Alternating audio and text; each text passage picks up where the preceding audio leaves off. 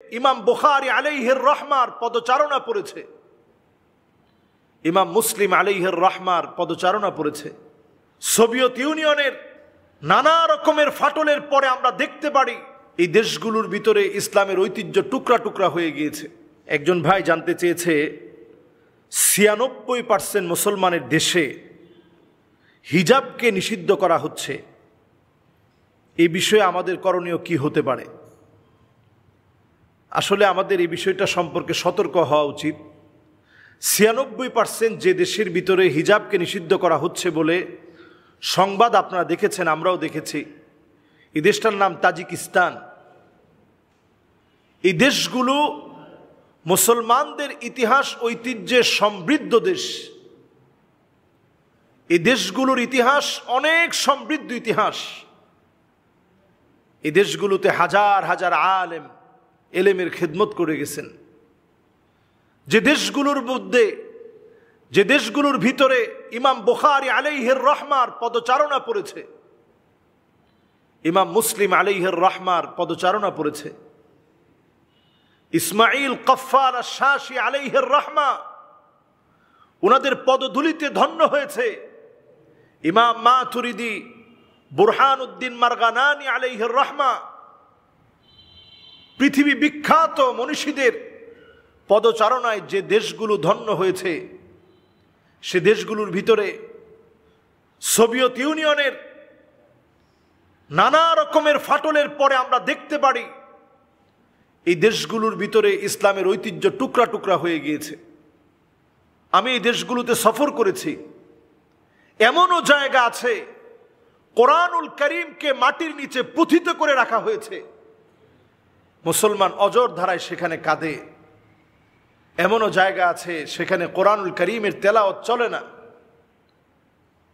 যেই জায়গাগুলোকে নামদারি মুসলিমরা শাসন করছে, যুগে যুগে আগ্রাসন চালাচ্ছে, শাসক গোষ্ঠী নিজেদেরকে মুসলিম বলে দাবি করলেও এরা প্রত্যেকটাই হচ্ছে ইহুদিদের এক একটা এজেন্ট হিসেবে কাজ করছে।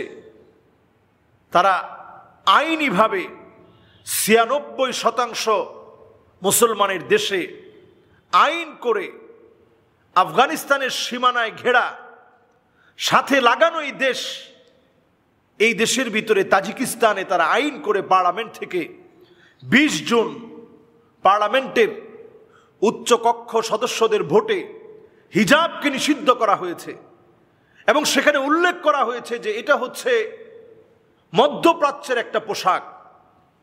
চিন্তা করেন, যে হিজাবকে আল্লাহ রাব্বুল আলামিন ফরজ করে দিয়েছেন, যেই পর্দাকে আল্লাহ রাব্বুল আলামিন ফরজ করে দিয়েছেন, কুল্লিল মুমিনিনা ইয়াগুদ্দুনা মিন আবসারিহিম ওয়া ইয়াহফাযু ফুরুজাহুম, পুরুষদের জন্য আল্লাহ রাব্বুল আলামিন চক্ষুকে অবনত করতে বলেছেন। পরের আয়াতে আল্লাহ রাব্বুল আলামিন মহিলাদের ব্যাপারে আল্লাহ রাব্বুল আলামিন সূরা নূরের ভিতরে দিক নির্দেশনা দিয়েছেন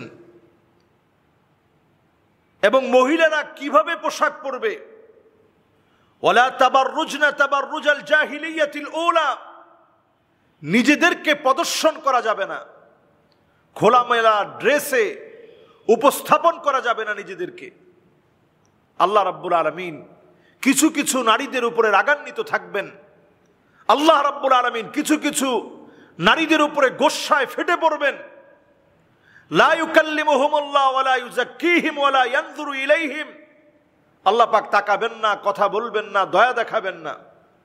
এমন কিছু নারী, যেই নারীদের মধ্যে অন্যতম হচ্ছে আল মুতাশাব্বিহাত, যারা পুরুষের মতো পোশাক পরবে, খোলামেলা ড্রেস পরবে, নিজেদের চেহারা সহ নিজেদের বক্ষকে, নিজেদের লজ্জাস্থানকে হেফাজত না করে পুরুষদের সামনে উন্মোচিত করবে।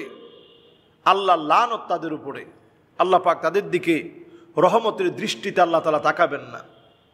অথচ আমাদের মুসলিম দেশ, ৯৬% মুসলমানদের দেশে আজকে তারা সাহস পেয়েছে কি করে তারা হিজাবকে উঠিয়ে দিবে, হিজাবকে তারা নিষিদ্ধ করবে।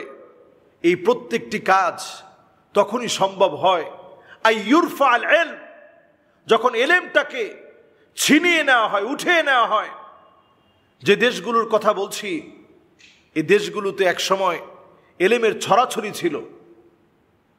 সেই দেশগুলো একসময় এই পৃথিবীর শ্রেষ্ঠ মনীষীদেরকে জন্ম দিয়েছে।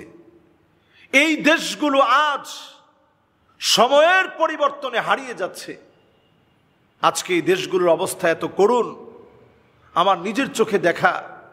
মহিলারা ছোট ছোট ড্রেস পরে মসজিদের ভিতরে প্রবেশ করে। মসজিদের ভিতরে প্রবেশ করার পর এরপরে তারা মসজিদের ভিতরে রেডিমেড একটা বোরকার মতো থাকে, সেটা পরে নামাজ পড়ে আবার ছোট ছোট ড্রেস পরে এই দেশগুলোর মহিলারা বের হয়ে যায়। চিন্তা করেন, দুনিয়ার যখন এরকম বেহাল দশা, পৃথিবীর মধ্যে যখন এরকম মুসলমানদের বেহাল দশা চলছে, এই সময়ে ঈমান নিয়ে বেঁচে থাকা বড় কঠিন। আজকে তারা পার্লামেন্টে সিদ্ধান্ত নিয়ে ফেলেছে যে যদি কেউ এই নিষিদ্ধ ধর্মীয় পোশাক, নিষিদ্ধ পোশাক বলেছে, নিষিদ্ধ ধর্মীয় পোশাক এই হিজাব যদি কেউ পরে $700 পর্যন্ত জরিমানা হতে পারে। শুধু তাই নয়, কর্মচারীদের নিষিদ্ধ পোশাক পরার অনুমতি দেয়। কোন একটা ফ্যাক্টরিতে, কোন একটা ব্যবসায়িক প্রতিষ্ঠানে, ধরুন আপনি আপনার মতো করে আপনি এখানে অনুমতি দিলেন যে আমার ফ্যাক্টরিতে তোমাকে অবশ্যই হিজাব পরে ঢুকতে হবে। যদি এই রকম কোনো অনুমতি দেওয়া হয় তাহলে এমন হতে পারে $3,500 পর্যন্ত জরিমানা হতে পারে। মাআযাল্লাহ। তারা বারবার বলছে এটা মধ্যপ্রাচ্যের একটা ড্রেস, আমরা এই ড্রেস পরবো না, এই ড্রেসের ভিতরে আমাদের সংস্কৃতি নেই। অথচ আপনি মুসলিম মনীষীদের অতীত ঐতিহ্যের পোশাকগুলো আপনি দেখেন, প্রত্যেকটা পোশাক ছিল ঢিলেঢালা পোশাক।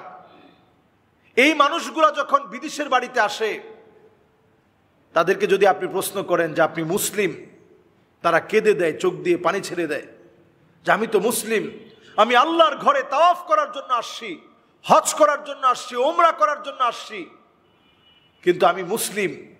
এটা আমি বলতে গেলে তাদের মুসলিম হওয়া আর আমার মুসলিম হওয়া কত কঠিন।